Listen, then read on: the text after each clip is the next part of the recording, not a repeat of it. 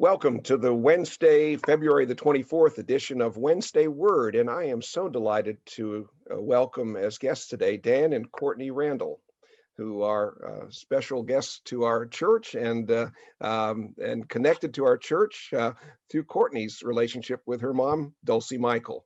Welcome to you both today. Thank you. So you have been featured in a recent Providence this week because of the action of the Mission Council in voting to support you all as missionaries to the Holy Land. And my hope is that today many more members of our congregation will get to know both of you.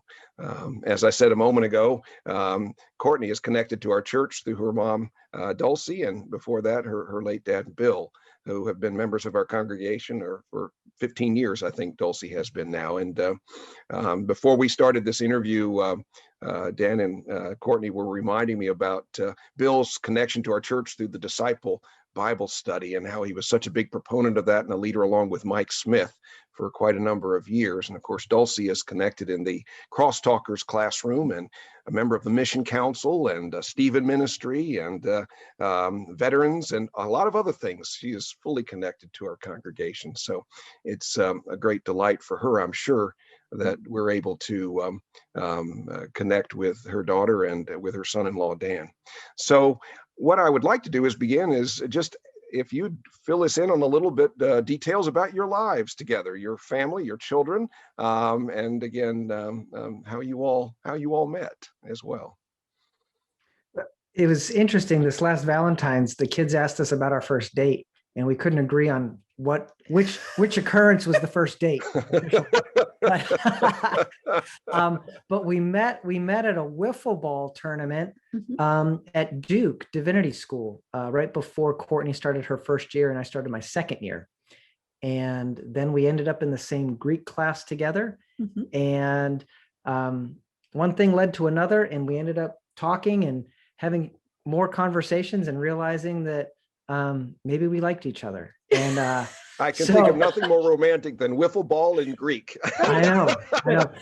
So Courtney jokes that after we got married, her grades went up and mine went down as I was editing, paperwork that wasn't my own, I guess. But we met. So I've been involved in mission since I was in college. I went away to school originally to be a youth pastor, and people asked if I'd be a missionary, and I said, no way. There's other people that can do that. There's a mission field in my own backyard. And then my first year of college, I feel like God really got a hold of me in an unexpected way. I was just sitting in a church service with some folks, and they were talking about their summer experience, these college students were, and I thought, maybe in a few years. And it was like somebody kicked my seat, and all of a sudden I sat up and I just started to listen. And so I made a deal with God that, in a couple years I'll do it. And then I felt like God challenged me and said, well, why not do it now? And so I had a whole list of reasons why ministry had to wait. I had, a summer job, and I had to pay for school. And, I had a list of my own agenda items. And I really felt like God challenged me and said, well, why don't you get on my agenda? And I was like, I had never thought of that before. And so I went to Ireland between my first and second year of college. And then from there, just had a lot of different opportunities. So when I went away to Duke, it was to be a pastor, but also to be involved with missions, because I had done a lot of international work across 4 different continents by then. And during that first year, I had an opportunity to go study in Israel, in Jerusalem, at the Rothberg International School. And when I came back, that's when I met Courtney and learned that she wanted to go into ministry and maybe do mission work. But then I had another opportunity to go away. So I went and I worked at the American Church in Paris while Courtney did her second year at Duke. And then we decided while I was away in Paris that we actually really loved each other and felt like God was calling our lives together. So we got engaged. She went away to, I'll let her tell her story in a minute, but she went away for the summer in Toronto to work at the L'Arche community, Daybreak, that Henry Nouwen kind of made famous. Absolutely. I finished my time in Paris. We came back while other people planned the wedding for us, got married, and then finished our last year at Duke. And during that last year, we felt called to go internationally as a couple. and Global Ministries, which is the mission agency of the United Methodist Church, had an opportunity in Latvia in Eastern Europe. And I remember clearly we were sitting in the meeting and they said Latvia, and Courtney's like, where? And me, I said, oh, because I wasn't willing to admit I didn't know. I'm like, it's somewhere. Oh, I think over there on the map. But anyways, we figured out where it was. Yeah. And it's between Estonia and Lithuania, isn't it? If I remember correctly. So when I was a kid, it was all red. It was all part of the Soviet Union. That's right. Yeah. But yeah, it's right up there, just down from Finland and Estonia, above Lithuania. And we were there for almost 3 years, and our daughter Kira was born there. And then during that time, Providence supported us as missionaries. But I'm getting way ahead of us. I'll let Courtney tell you her story. All right. Well, I grew up in the Methodist Church. I actually was confirmed as part of Chagrin Falls United Methodist Church outside Cleveland. And so part of my coming into faith was that I was involved in a youth group and in a church that really loved missions. And so I remember how powerful Appalachia Service Project was for me. And so when I went away to school at a little Methodist university called DePauw University in Greencastle, Indiana, because a lot of the work that I did in the church, I went on a community service scholarship.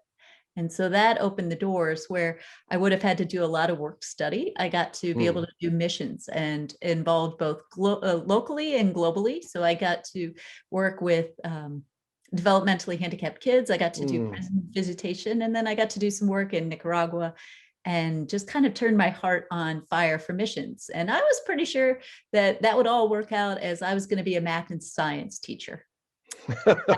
So I made it through 4 years of school without a single religion class. Now, that's not to say that I didn't do anything with the church, but I didn't have a Bible study class. And so after graduating from college, I went and did AmeriCorps for 2 years and then went and taught at Carnegie Middle School in Raleigh, North Carolina, and really enjoyed the experience. It was a rough time to teach, but it was something that was really powerful. And I remember coming back from class one day, and I had just had to write up 2 students for fighting in the hallway again. And my mom was visiting at the time. And she said, well, maybe God's prompting you to do something you're not ready for. And she had slid, and this is back when everyone had the newsletter printed. She slid this newsletter, this church newsletter of the church that I had just joined. And she said, St. Francis United Methodist Church in Cary, North Carolina is looking for a youth pastor. I think you should apply. Oh my goodness. And I said, oh, Mom, that's great, but they're not going to hire somebody that has a math degree. She said, well, you won't know until you ask. And sure enough, that started the journey of me working as a director of youth ministries in a wonderful church that nurtured me and helped me define my call. And so from there, I went into Duke, and getting ready to go into Duke, my parents were incredibly supportive. My grandmother's prayer was that I would go to Duke and meet a doctor or a lawyer who could support my ability to be a pastor. So at the first day before classes start, who do I meet but Dad? And so that began our story. And we joked that we met at wiffle ball because I have no eye-hand coordination. I'm a lifelong runner. So it really wasn't my wiffle ball skills that he noticed. She's a conversationalist, and if anybody knew her dad, Bill, I mean, he could talk a leg off a chair. And Courtney just was great at conversation and listening. And I thought, wow, somebody really wants to get to know me.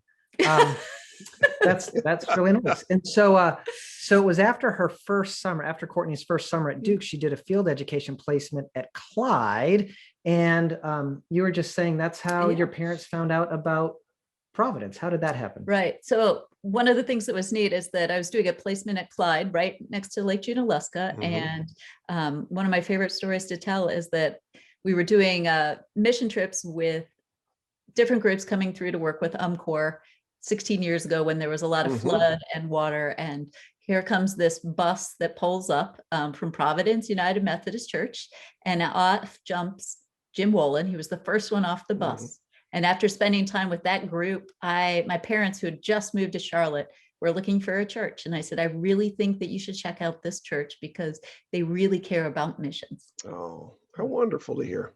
Yeah. And so So 15 years later. Yeah. So they got actively involved in that church. And so when we were getting ready to go to Latvia, it was the same time that Holly and Jamie, Jim and Susan's son and daughter-in-law, were getting ready to go abroad. And Providence said, hey, we want to support both the Randalls and the Wallens as they go off into mission.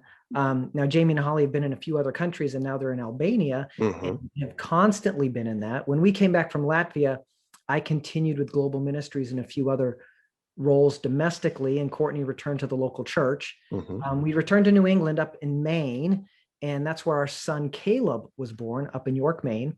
And then my bishop appointed me back to a local church setting in Western Massachusetts back in 2013. Okay. And so then, and it worked out that both Courtney and I could serve there as we were doing church revitalization and church planting. And then our son was born in Bennington, Vermont, because we were in the northwest corner of Massachusetts. And we were there for 7 years. And about 2 years ago now, It's been 2 years. about spring of 2019, we were feeling this prompting to return to international ministry somehow. And we didn't know what that looked like. And so we began praying and knocking on a few different doors. And we reached out to Global Ministries again and said, hey, we feel like God's inviting us back into international ministry. And they said, well, it's interesting that you contact us at this time. And so we started a dialogue, updating them on what we had been doing and a couple interview processes. And the way Global Ministries works is as a mission agency, they're the matchmaker. They field requests from bishops and from Methodist affiliated projects and agencies from around the world to say, here's where we feel like we need people in mission. And then they field requests from people around the world who feel called into mission. And their slogan right now is from everywhere to everywhere. They send missionaries from countries around the world to countries around the world, to get out of that old model of those of us in the West know all the answers and we're going to go help other people know all the answers. Instead, it's just saying, it's acknowledging that we're this global denomination and we share our resources with one another. So what can we share and what can we learn and how can we help connect the church and mission? And so, so we said, here's where we feel called. Here's where we feel our gifts right now as pastors are, our gifts as a family. And we don't just see it as the two of us in mission. We feel like it's our whole family going into mission. And so we presented that up and they said, well, we'll pray about it with the opportunities that are available. And we didn't hear anything for a few weeks. And we thought, oh, well, okay, I guess we'll have to look at taking another appointment somewhere. And then we got a phone call and they said, hey, through this prayerful time, there's 2 positions in the Holy Land that we'd like you to pray about. And so Courtney and I spent some time praying and talking, and we felt like it was a match for who we were. Now they said, we have a few different things, but this is the first one we want you to consider. And we said, wow, this looks like it'll work with us. And so they appointed us to the Methodist Liaison Office in Jerusalem. And it's a partnership between the United Methodist Church and the British Methodist Church and the World Methodist Council, because the Methodist Church doesn't have an official presence in the Holy Land. They haven't been there since like 1850, like the Church of Scotland has, or the Lutheran Church in the Old City, if anybody's ever been there. But there's thousands of Methodists that go to the Holy Land every year on pilgrimage and see what's going on and to work for different projects. And so about 10 years ago, they said, let's create an office where we can coordinate not just United Methodists, but we can connect Methodists from all different flavors to the work in the Holy Land and to the Christians who live in the land, the Christians who've been there for thousands of years. And so, so we are now, we were supposed to leave in August. And so we left our appointments in Massachusetts in June, and we moved in with Courtney's mom, Dulcie, for 3 weeks. And because of this thing we have all come to know called COVID, we're now going on 8 months because we're waiting for our visas, because COVID has delayed our visa process. But we're still able to do some of the work because of the networking component of it. But when we're there, we have lots of different partners. And so I'll let Courtney. Yeah. I realize that we're both excited. So we're both like talking. It's So, wonderful. No, it's Okay, wonderful. well, and one of the things, Dan has acknowledged that he lived in Israel for a while. Mhm. I've only been to the Holy Land once, Mhm. and it actually was with a group from Providence. Mhm. We went in February 2018. Mhm. And so part of my experience with the Holy Land was also just kind of the eye-opening of what is going on, Yeah. being blown away by what you see and walking where Jesus walked, but also Mm. the opportunity to meet fellow Christians that are in Yeah. Palestine. And so I think that was a very powerful thing. And what we often talk about is the office, but the office also connects with what Global Ministries has called advanced projects. And those are the projects, the ministry on the ground. Mostly there are a few in Gaza, but most of them are in the West Bank. Mhm. And so those are projects that do things such as work with a hospital, there's a school, there's land rights that as it deals with what it looks like life beyond the wall. There is also there's schools for developmentally handicapped. There is also schools for orphans. Schools for orphan. There is also a conflict resolution center. There's community development. They do leadership development for folks. And there's lots of different, like, if anybody's ever traveled internationally and been in a like developmental zone or a conflict zone, there's lots of tiny NGOs, we call them non-governmental organizations, that spring up that help this specific neighborhood or this specific community or this specific need in this area. And so Global Ministries and the Methodist Liaison Office works to connect with all of those different groups that are working on the ground and connect them with the Methodists who are coming through, because we'll hear from, a group coming out of Eastern Tennessee. Oh, we met this group in this little place and they're doing this. And then we'll hear from a group in Alabama. Well, we heard from this group that's doing this. Well, what we're able to do is we're able to help link all of those things together and build synergy rather than having a lot of disparate work happening in different areas. And then one of the other things that we do and that we're working on is we network with the Methodists back here and say, hey, here's what's happening over there, but here are ways that you can be involved, not just come and visit. And one of those things is advocacy. And advocacy means so many different things, or it can mean so many different things. For us, it means some of the ways that Methodists and other Christians are advocates for the Christians living in the land is sometimes kids get harassed going to school. Soldiers or policemen will harass kids, ask them for their papers, not let them go to school, steal their lunch. And so there are people who accompany, they're called accompaniers, and they're advocates by walking kids to school. Wow. They're advocates by standing at the wall. If you've never been, there's a physical wall. It's like 25 feet high. I was going to mention that. I mean, Israel is a country divided within itself. So you've got what we refer to as the West Bank, the Palestinian territory or former Palestinian territory, and then the proper land of Israel. So your emphasis, your work will be mostly in the Palestinian area, or will that be on both sides of the wall? It's going to be on both sides of the wall. And the wall cuts actually right through the Palestinian land, and it divides the Palestinian land as well. And our work is going to be supporting and advocating with Christians, and also networking and liaising with groups that want to build justice and work for peace.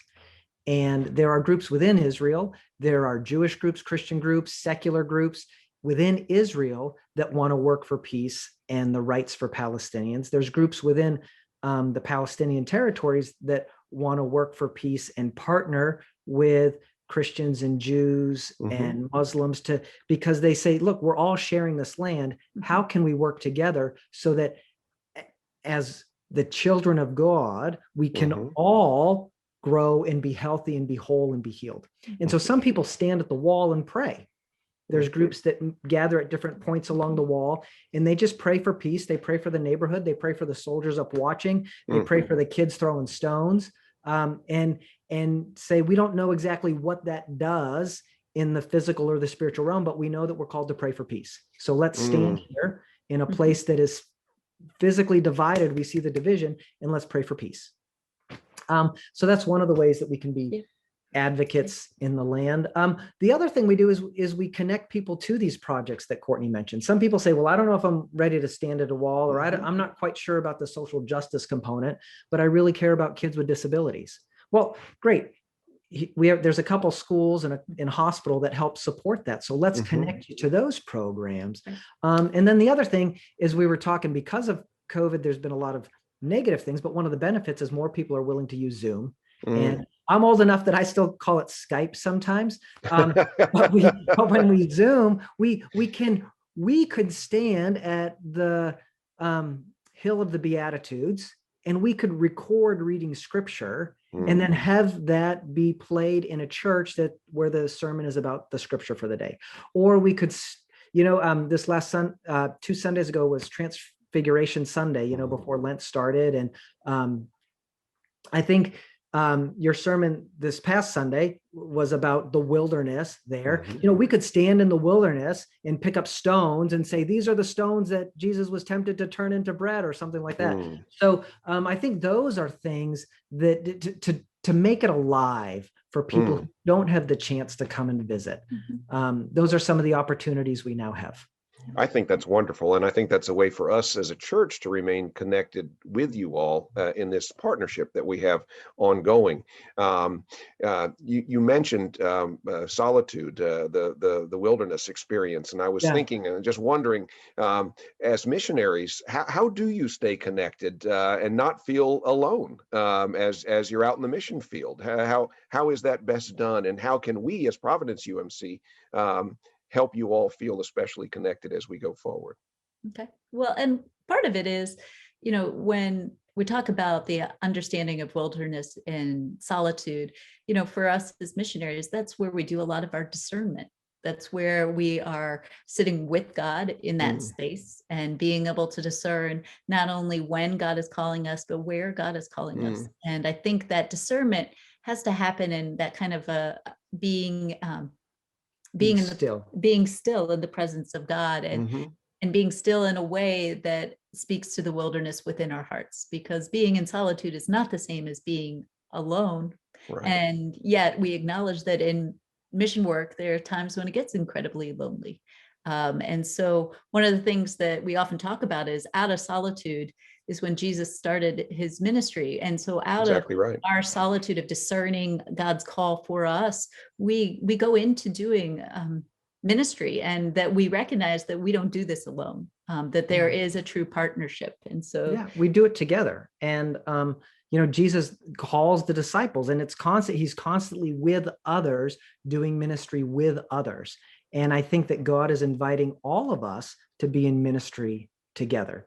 And so we all have different parts to play in that. And so one of the things, some people say, you're the missionaries, we could never do that. Well, we can't be missionaries in the Holy Land doing this unless there are people praying for us, unless there are people supporting us financially, unless there are people who are like sending birthday greetings to our kids. So here's one idea, just an example to throw out to you.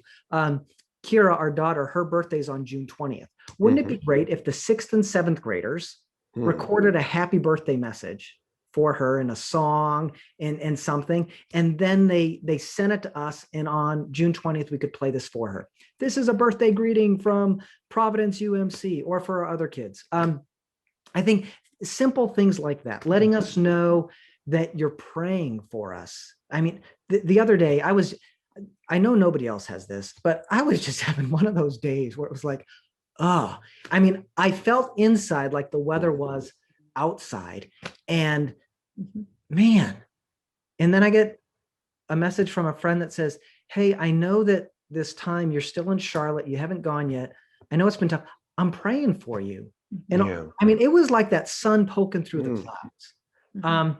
But we also, as a family, we have prayer time every night. We have a prayer calendar, and we talk about all the congregations that are supporting us and the individuals who are supporting us.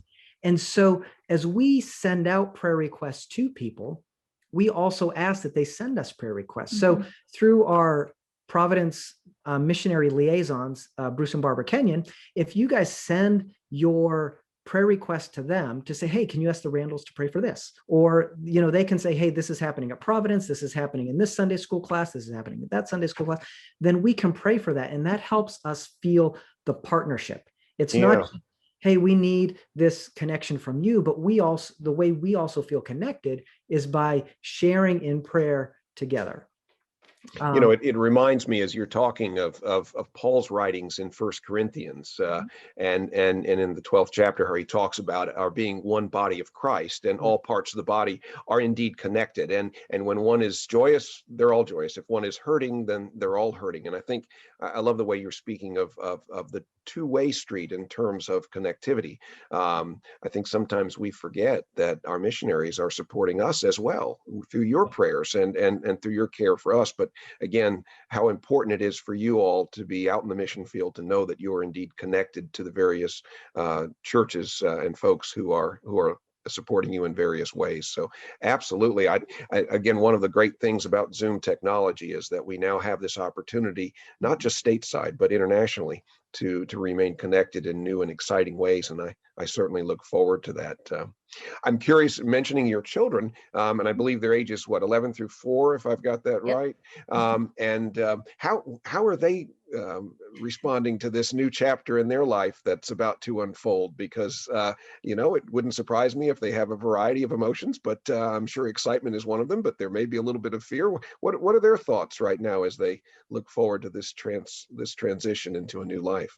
Well, currently, because we are not there yet, we're using the same curriculum they would with the school in Jerusalem.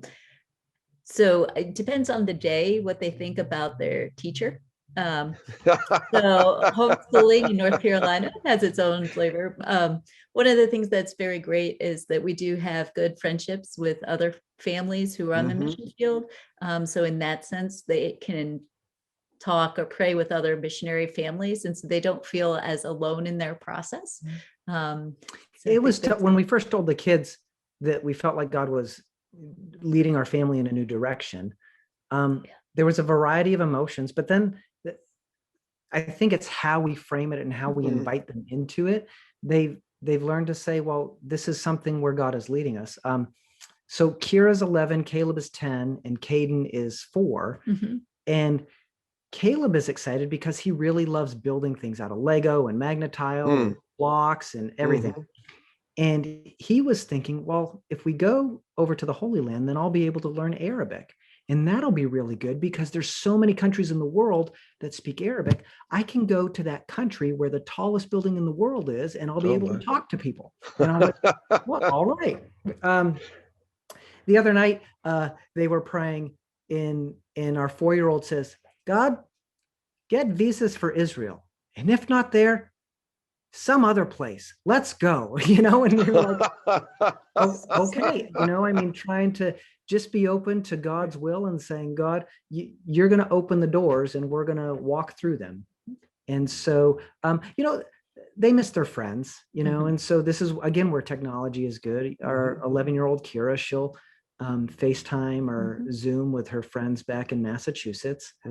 But we do this with our family. We Zoom and FaceTime with our family across the country. And they're owning it for themselves, saying, hey, this is who we are. And we're excited for them to get into a place where they can finally feel like they're living as missionaries. It's hard for them to feel like they're living as missionaries when we're in transition. But they're doing amazingly well, and we give thanks for that. And we give thanks that we're here with Nana. I was going to say they're with their grandmother. That's a big upside, isn't it? To visit, if we came and we just visited for a week or two, it'd build one relationship. But to be able to have 9 months with grandma in this way, in this day and age when we don't always have those things. It's been a blessing for our kids. It's been a blessing for Dulcie.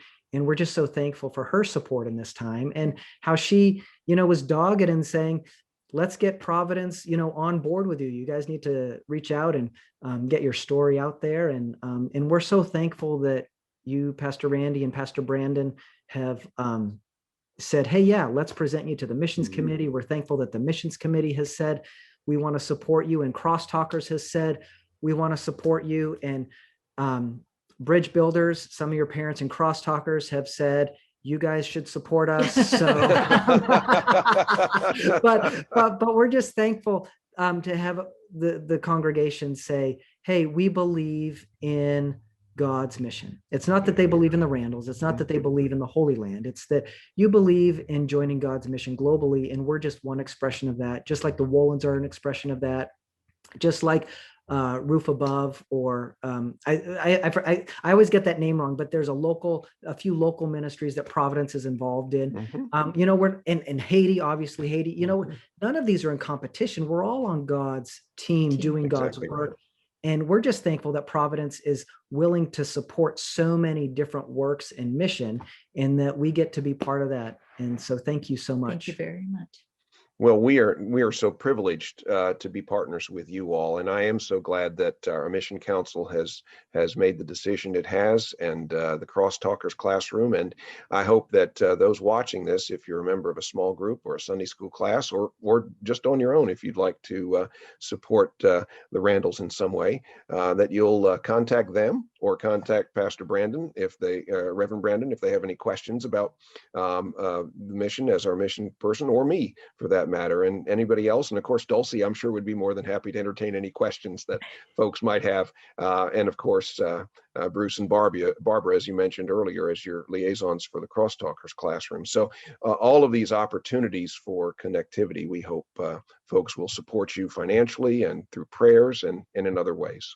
And as I said, it's our privilege to be part of that. It is indeed following God's will. And I must say, I'm impressed by the ways in which, as you shared your story, how you have sensed God's calling in your lives and how you've responded so faithfully. And each of these things, it's a beautiful thing, as you mentioned in terms of Caden, I think you said how he is praying for God to open that door. And in so many ways, that's what you all have been doing all along, is that God has been opening doors for you, and you've been walking through those doors very faithfully. So we appreciate that very much.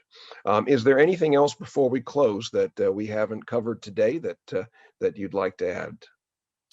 So I just had this passing thought. Is one, I love drinking coffee or tea. So if anybody ever wants to just like grab a virtual cup of coffee, well, actually a real cup of coffee in a virtual realm, There you go. When we're somewhere, whether we're in Charlotte or abroad. Mm-hmm. And then sometimes I remember I've been places, and then I go through my photos and I'm like, oh, I didn't get a photo of this, or I wish I would have had a photo of that. For those who've been to the Holy Land, or if your group's if one of the small groups is doing a study in a certain passage in their London, what does it look like today in this place?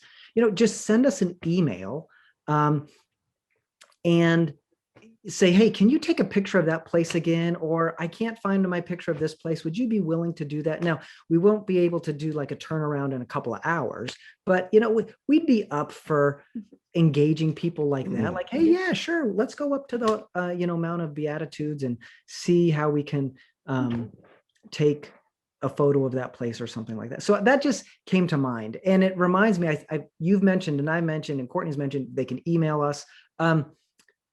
Our email, we have a website. It's currently being developed. So, but you can still go there. It's radiantrandalls.com. And that was in the newsletter, right? Yeah. And so, but you can email us from there. You can call the church or email the church, and they'll connect you to there. But that would be a place to find out all the updates on us, or to sign up to be part of our prayer team or our newsletter list. So well, that is wonderful. That's a wonderful idea too. The one thing about Providence is there's a great hunger for Bible studies and different studies, and I think many of our Bible study leaders who are watching this will immediately make note of what you just said. You certainly would enhance our Bible study experience greatly. So thank you both for that. I have to mention in closing, as we were talking, outside the window that's behind this computer, a couple of deer walked by as in the middle of this interview, and I think it was a beautiful sight. And it made me think about, I think it's Psalm 42, where as the deer pants for streams of water, so my soul thirsts for you, O God. And I think in many respects that summarizes how you all have been responding to God. You said at the outset your desire to follow God, and I appreciate so much your faithfulness, and we pray God's blessings over you and your children and your ministry as we go forward together. Thank you. And may God bless you and your church in all that you endeavor to do in Charlotte, because we never know how God's going to bless that to make ripples around the world for the kingdom. Praise the Lord. Thank you both. Thank you.